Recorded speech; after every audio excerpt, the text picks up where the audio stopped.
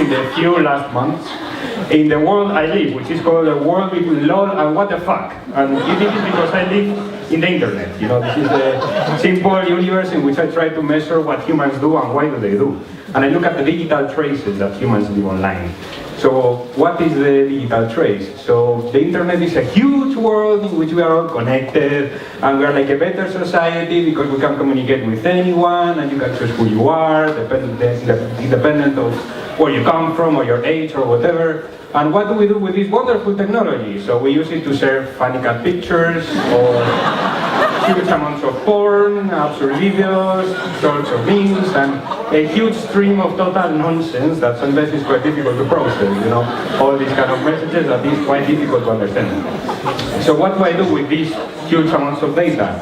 I apply sentiment analysis, that are some computational tools that recognize what are the emotions in the written text that people leave online. So usually it looks for words in lexicons, or it tries to learn from the internet when people use smileys and so on, and it's telling me when they're saying something positive or something negative. And what I do with all this data is that I accumulate messages and messages. Everything you write somewhere that is publicly accessible, probably I have seen it in some database. And I just try to find some regularities and understand what's going on with humans. And this is allowing me to test some hypotheses that were impossible to test with experimental setups, because you can only gather like a few hundred people and you can monitor them for a limited amount of time. But on the internet I can watch humans for a really long time and get millions and millions of messages. And one of these theories that I tested is the Pollyanna hypothesis, which states humans have a tendency towards positive expression. Pollyanna hypothesis was inspired in a 50s movie from Disney that was called Pollyanna, and where there's a very nice girl that is telling everyone, oh, life is awesome, that is very positive, very optimistic, things are happening, that she has an accident, but still she's very positive, that everything is going to go alright, and at the end of the movie you have the feeling that people hate her, but they don't say it, you know. You have to be nice to Pollyanna, you know. So the point is, does this really happen? Is this really possible that people are more positive than negative on average? So I went to the whole Google crawl, I took 1 trillion words that appear on the internet and calculated their frequency and their emotions. And here I'm showing words with a size proportional to the frequency in which they appear on the internet, and a color from green to red according to their emotional content. Green is positive and red is negative. So you see that, yeah, this seems to be true. At least positive words like home, free, sex, and blowjob, I think they appear really often.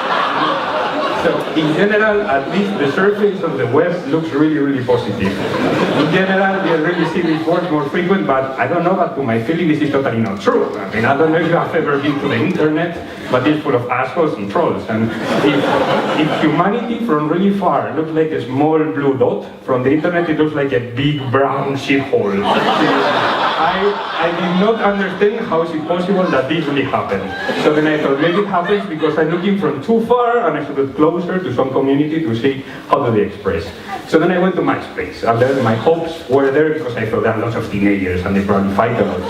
And what I found is that no, positive emotions were also more usual in MySpace than negative ones. Still, all these teenagers talk about Justin Bieber and so on, and they love the stuff they talk about. So it did not happen that there was negativity. So I went on and I thought, okay, Twitter, there's a lot of tweets, people fight about politics.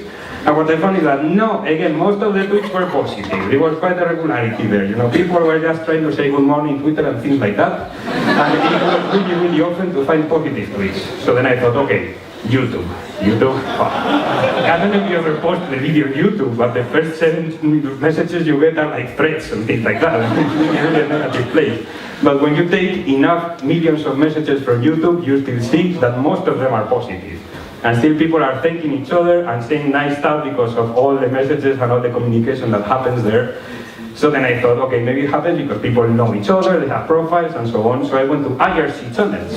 And I don't know if you know this is like for the old people from the internet here, but it's like some underground communities in which nobody really knows you and usually full of trolls and things like that. So I found that there was, a bit of negative emotions.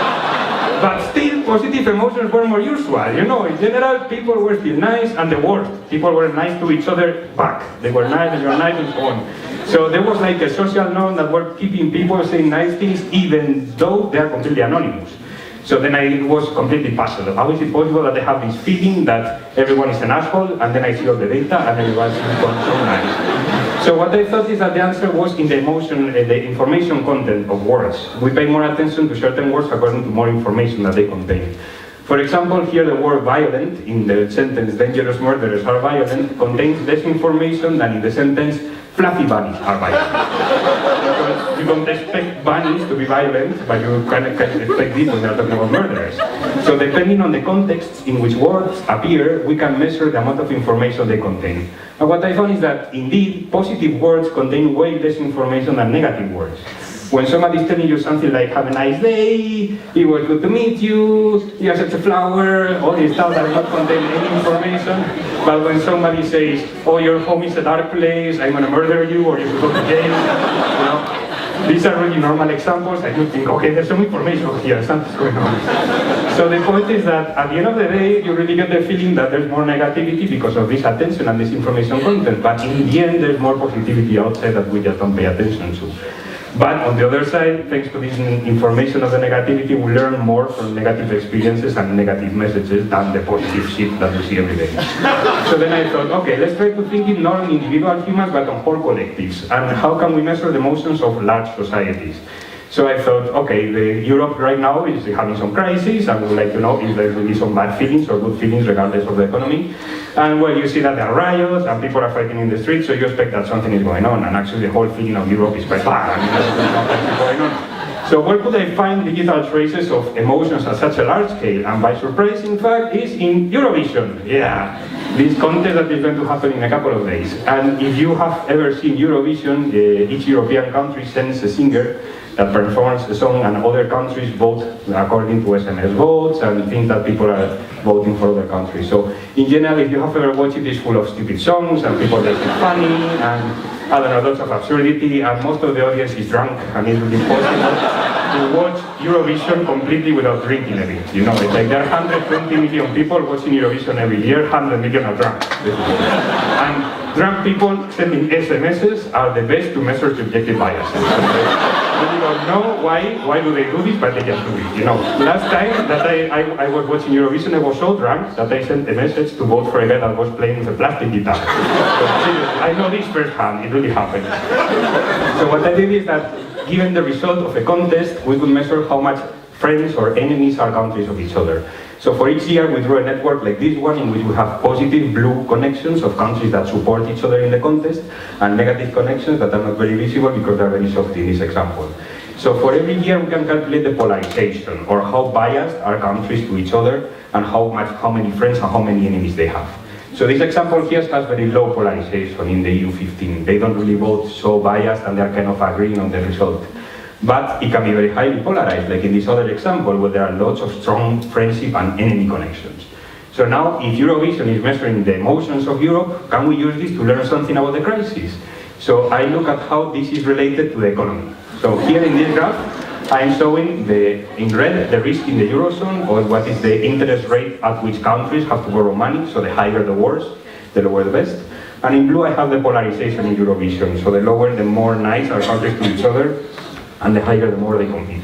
So in the beginning, when the euro was invented, everything was going better, polarization was more or less in average values, and then this golden era of Europe came, and then everybody was borrowing money at very low interest rate, money was flowing, the polarization went down, and then the crisis in the US came, but in Europe people didn't really seem to care, you know, it was like polarization was more or less the same, the economy wasn't so awesome, but as most of you know, in 2009, Greece needed some money and said, well, I need some help. So already Eurovision reacted a bit and the polarization went up, like Mediterranean and northern countries were dividing, and the economy still didn't react so much until 2011, when the polarization went even worse, then we had more countries in crisis, and then we had a very bad state of the economy.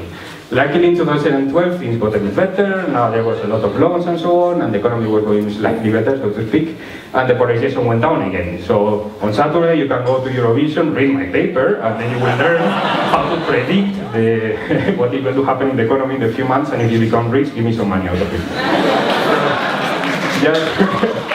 finally, just to sum up, well, Eurovision is like the Facebook page of Europe. You know, it's full of drunk people and embarrassing pictures, and yeah, it's creepy stuff about politicians. And well, it just changed its currency status from single to it's complicated. Thank you.